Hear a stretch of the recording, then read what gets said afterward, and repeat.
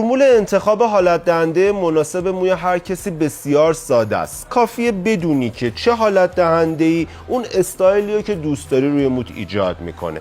اگر استایل خیس میخوای ایجاد بکنی، باید از بین ژل ها اونی که حالت گام یا آدامس داره رو انتخاب بکنی که به راحتی با یه اسپری آب اگر موت اول مرطوب بکنی و یه شونه تکسچر روی موت بکشی، میتونی استایل خیس ایجاد بکنی.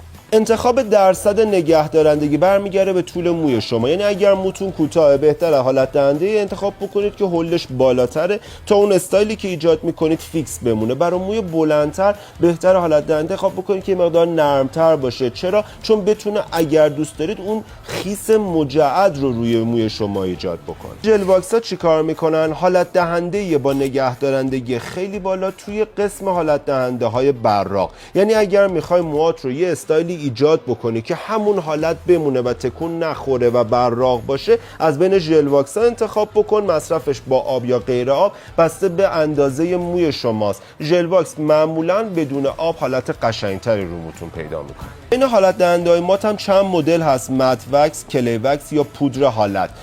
چجوری انتخاب بکنیم؟ همون قصه ژلاست. یعنی اگر موتون بلنده، موتون رو استایل میکنیم، بعد حالت دهنده رو میزنین و خلاص. مت وکس انتخاب بکنین که هولش بالاتره.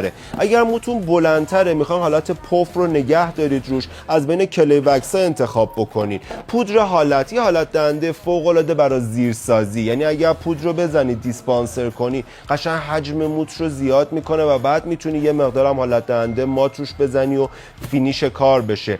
بین حالت دهنده های مات ترکیب پودر با هر کدوم اینها خیلی جذاب میتونه باشه. قیمت های این حالت دهنده از برند واسو رو توی کپشن مینویسم براتون. مخلصم ارادت.